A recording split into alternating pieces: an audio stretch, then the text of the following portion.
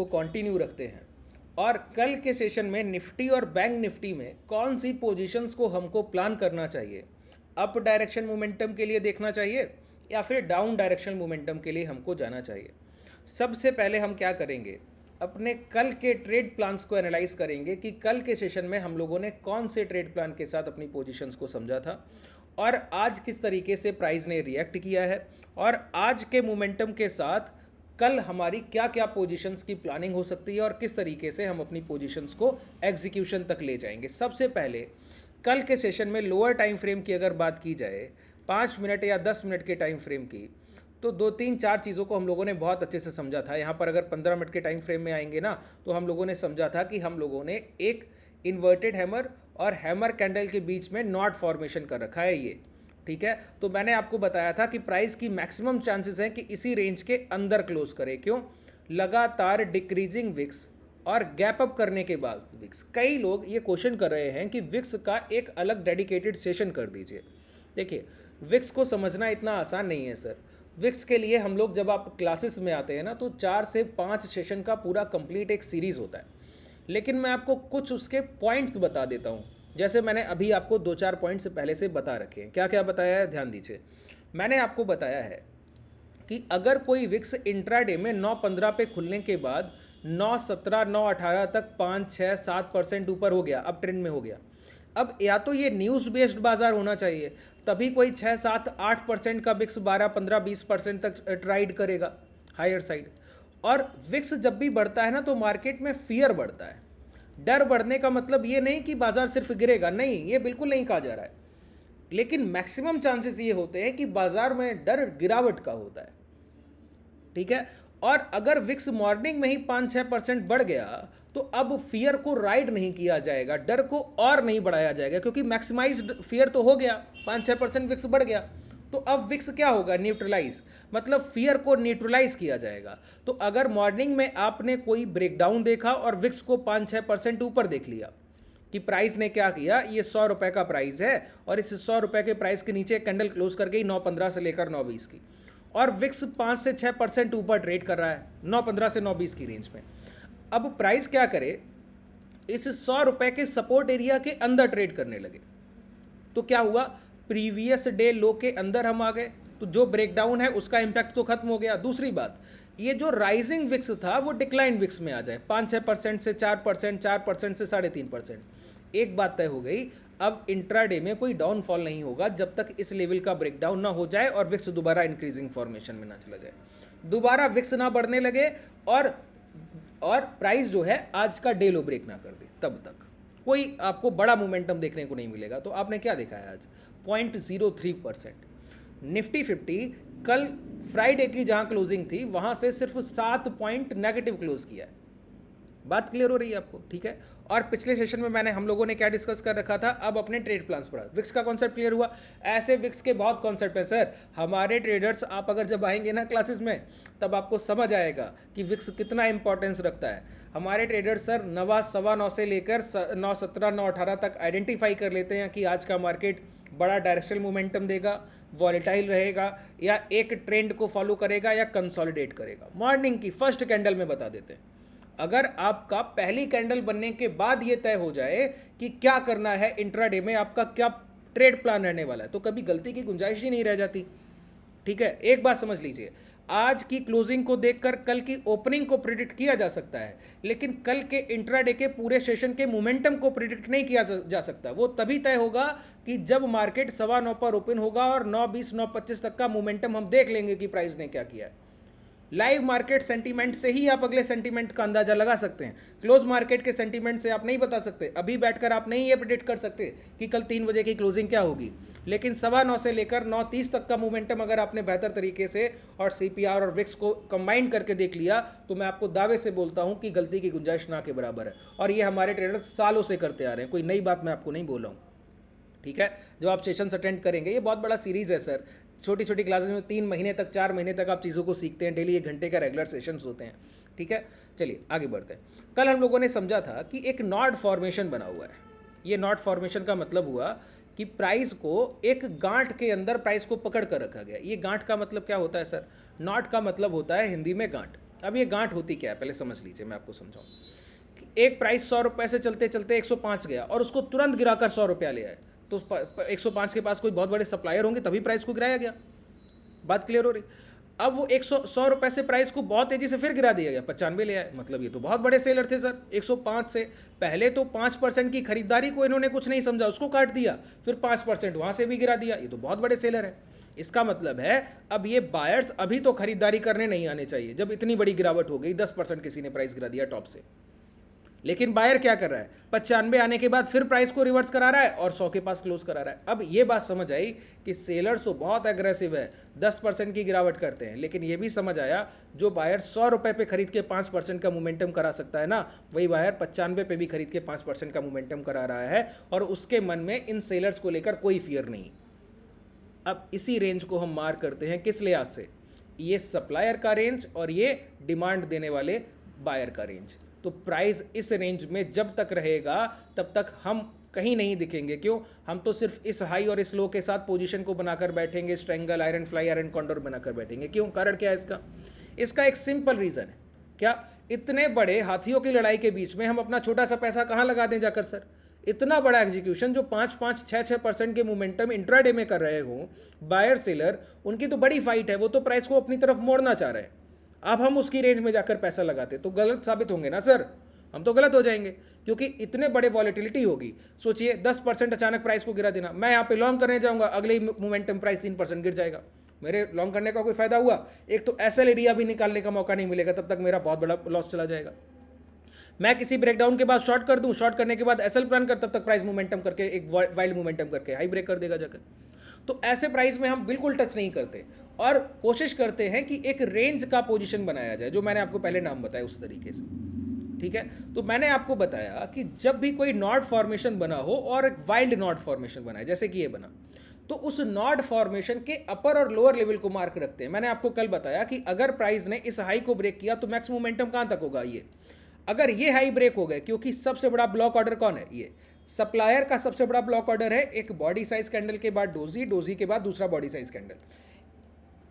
इस डोजी के high low mark कर लीजिए, प्राइस अब तक इस रेंज को नहीं निकलेगा, इस हाई तक नहीं जाएगा। कल के सेशन के लिए भी यही बात है, जब प्राइस 24,377 के ऊपर ट्रेड करेगा ना, तभी इस हाई के ऊपर के मोमेंटम के लिए ट्रेड कर सकते हैं, उसके पहले नहीं। उसके पहले नियर बाई सपोर्ट पे बाइंग की जा सकती है कि प्राइस गिरते हुए अपने प्रीवियस सपोर्ट, जैसे मॉर्निंग में यहाँ से खरीदारी उठाकर गए 24,100 के पास से, ठीक है, और वहाँ से मोमेंटम हम लोगों ने किया 24,330 के पास। अब प्राइस दोबारा इसी रेंज को टच करने आ रहा है 2400 को, वहाँ से दोबारा 100 पॉइंट का मोमेंटम मिल जाएगा। नियर बाई सपोर्ट तो बाइंग की जा सकती है, लेकिन नियर बाई ब्रेकआउट करने के बाद अगर आप लॉन्ग करेंगे वो नहीं किया जा सकता इस प्राइस में। क्यों? क्योंकि नॉट फॉर्मेशन के ऊपर रियल सेलर्स का पोजीशन जो है वो कहां पर है, 24,400 की रेंज में है। तो कल के सेशन के लिए भी रेंज में कोई डिफरेंस नहीं आएगा। 24,400 के ऊपर एक बड़े मोमेंटम की संभावना, और जब तक 24,400 की रेंज ब्रेक नहीं होती, 24,380 का प्राइस है, तब तक लॉन्ग साइड मोमेंटम के लिए आप नहीं देखेंगे। नियर बाई सपोर्ट बाई कर सकते हैं अगर प्राइस एक रेंज को ट्रेड करा है, जैसे अभी इस रेंज को हम ट्रेड कर रहे हैं, तो नियर बाई सपोर्ट की बाइंग हो सकती है। दूसरी बात समझिए, दूसरी बात ये कि इस रेंज के नीचे का डिमांड एरिया क्या है, ये नॉट फॉर्मेशन है। तो ये कौन से बायर हैं जो यहां से प्राइस गिरा? सोचिए, एक बात समझिए कि प्राइस को यहां से आप लेकर गए 24,070 से, और हाई क्या लगा दिए 24,276, अगली कैंडल में प्राइस कहां तक चल कर आ रहा है, 24,100 तक। तो ये सेलर्स एग्रेसिव है ना, और ये कौन से बायर्स हैं तो इतनी बड़ी सप्लाई को भी नहीं कुछ मान रहे हैं। तो इनके इस कैंडल के नीचे के बायर्स को आइडेंटिफाई कीजिए। बिल्कुल क्लियर है सर, बायर्स रेंज भी आपको बिल्कुल क्लियर कट दिखता है, ये बायर्स रेंज, ठीक है। इसको आप बड़ा करना चाहें बड़ा कर लीजिए, ये बायर्स रेंज है। तो कल के सेशन के लिए निफ्टी 50 के लिए आपके ट्रेड प्लान बिल्कुल तैयार है। जब तक प्राइस इस 23,880, कई लोग बोल रहे थे रेंज बहुत बड़ा है सर, कई लोगों के मैंने आपके कमेंट देखे, आप लोग कमेंट किया कीजिए। देखिए, जब आप सेशन को देखा कीजिए, जितने डाउट आया कीजिए, कमेंट किया कीजिए। मैं चीज़ों को मेंशन रखता हूँ, नोट डाउन करके रखता हूँ। जब भी बारी आएगी, चार्ट पर कुछ वैसा फॉर्मेशन होगा, लाइव मार्केट अगले सेशन के लिए ट्रेड प्लान कर रहे होंगे ना, तो आपके एक एक डाउट को मैं क्लियर करता हूँ। कोई भी ये हो सकता है कि आज का डाउट आपका कल के सेशन में क्लियर ना हो, लेकिन ये मानकर चलिए कि इस वीक में आपके लगभग सारे डाउट क्लियर हो जाएंगे प्राइजेशन को लेकर। कोई एक भी पॉइंट नहीं बचेगा जो आपको ये कह दे कि मैंने आपका क्लियर नहीं किया, ठीक है। अब समझिए, प्राइस इस रेंज में आकर कई लोग बोल रहे हैं कि प्राइस का रेंज बहुत बड़ा है। अरे सर रेंज बड़ा है तभी तो वॉलेटिलिटी देखने को मिल रही है। अब बताइए, इंट्राडे में प्राइस ओपन होता है 24,100 पर, लो लगाकर जाता है 24,000, पहली 15 मिनट की कैंडल 100 पॉइंट का मोमेंटम, और ये 9:15 से 9:30 का लो लग गया, और उसके बाद ये हाई लग गया 11 बजे। सोचिए 24,000 से 24,336, 330 पॉइंट का हायर डायरेक्शन मोमेंटम, ठीक है, 330 पॉइंट का अपर डायरेक्शन मोमेंटम। तो वॉलेटिलिटी है ना, प्राइस क्लोज करने कहाँ आया, फिर उसी रेंज के पास जहाँ की कल क्लोजिंग थी। तो इस वॉलेटिलिटी का कोई फायदा हुआ? आप बोलेंगे कि यहाँ खरीद लेते, यहाँ बेच देते। अरे सर ये तो सर आपके लुभावने सपने हैं जो आप कब से देखते आ रहे हैं कि टॉप पे खरीद ले, बेच दें, बॉटम पे खरीद ले। ऐसे थोड़ी होता है सर। जब आपने रेंज की मार्किंग की है, आपको ये नहीं पता है कि इस रेंज में प्रॉफिट कैसे करें। जब तक प्राइस इस रेंज को ट्रेड करे तब तक आप कैसे प्रॉफिट्स करेंगे आपको ये नहीं पता है। वो पोजीशन प्लान आपको हेजिंग नहीं आता है, इस वजह से आपको लगता है कि रेंज बड़ी है। रेंज बड़ी होगी उतना ज़्यादा सेफ है सर हेजिंग करना। जितना बड़ा रेंज है उतना आसानी से आप प्रॉफिटेबल हो सकते हैं इंट्राडे में। सिर्फ मॉर्निंग को पोजीशन बनाकर बैठिए, शाम को एग्जीक्यूशन का एग्जिट कीजिए, आपका प्रॉफिट बुक हो जाता है। कुछ ना एडजस्टमेंट ना कुछ भी करने की जरूरत नहीं। ठीक है, अब समझिए, ये बायर्स रेंज है। ये बायर रेंज की हम लोगों ने मार्किंग की ना इस तरीके से, ये बायर्स रेंज है। अब कल के सेशन के लिए हमको किस साइड बायस्ड रहना चाहिए, ये तो मार्क कर लिया कि इस हाई के बाद लॉन्ग करेंगे, इस हाई के निकलने के बाद लॉन्ग करेंगे, और जब तक ये पूरा ब्रेकडाउन रेंज नहीं हो जाएगा तब तक शॉर्ट नहीं करेंगे। तो एक बात तो तय हो गई, बायर्स रेंज बहुत वाइड है, बायर्स का रेंज बहुत बड़ा है, सेलर्स का रेंज बहुत छोटा है। और आपने देखा कि बायर की रेंज के पास भी बहुत पोटेंशियल गेन है और सेलर्स की रेंज के पास भी बहुत पोटेंशियल डाउनफॉल है। ठीक है, तो बायर अपनी टेरिटरी में बहुत स्ट्रांग है और सेलर अपनी टेरिटरी में बहुत स्ट्रांग है। तो कल जब तक प्राइस 24,300 और डाउन साइड 24,000 की रेंज में, ये 300 पॉइंट की रेंज में ट्रेड करेगा, तब तक इंट्राडे बायर्स सिर्फ सपोर्ट रेजिस्टेंस को ट्रेड कर सकते हैं। क्या मैंने बताया?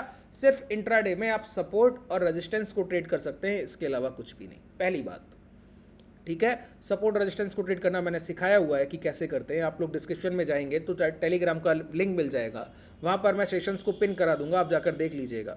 ठीक है, अब बहुत ध्यान से सुनिए, जब इस रेंज से प्राइस निकलेगा तो लॉन्ग डायरेक्शन मोमेंटम, और डाउन साइड निकलेगा तो डाउन डायरेक्शन मोमेंटम।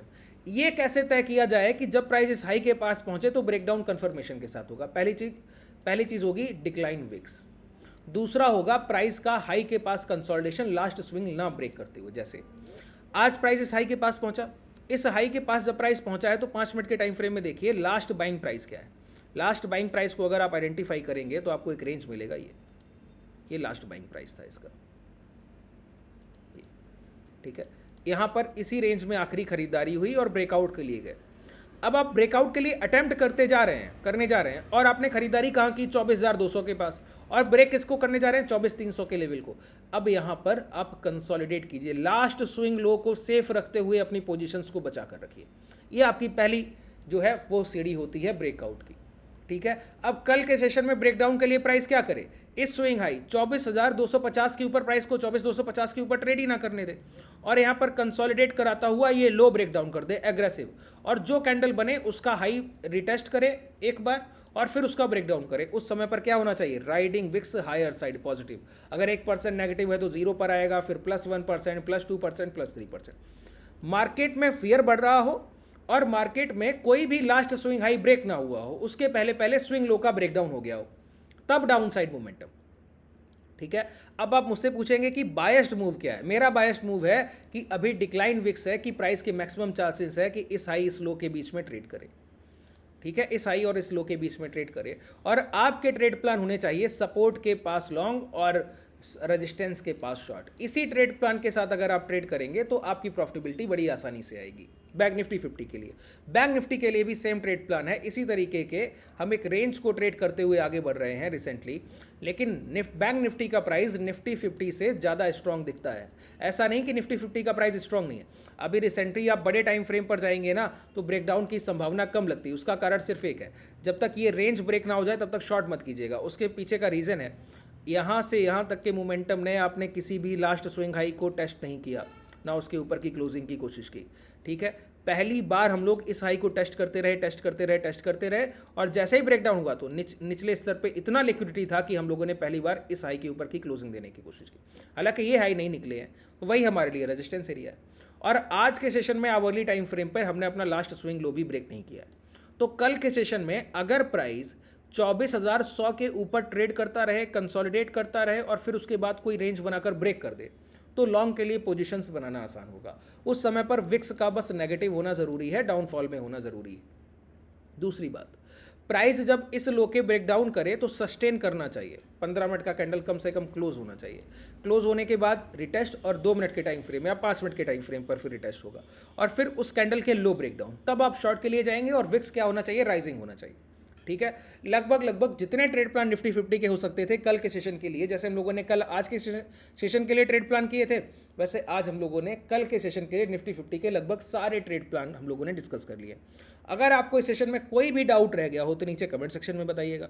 अगर आप हमसे जुड़ना चाहें तो डिस्क्रिप्शन में आपको कॉन्टैक्ट डिटेल्स, टेलीग्राम का लिंक मिल जाएगा। टेलीग्राम को ज्वाइन करके डायरेक्टली आप वहाँ से भी अपने डाउट पूछ सकते हैं या फिर क्लासेस के लिए एनरोल कर सकते हैं, या फिर आपको एप्लीकेशन का लिंक भी आपको डिस्क्रिप्शन में मिल जाएगा और कमेंट सेक्शन में मैं पिन कर दूंगा, वहाँ भी मिल जाएगा। वहाँ से भी आप डायरेक्टली क्लासेस के लिए एक्सेस कर सकते हैं। शुभ रात्रि, धन्यवाद।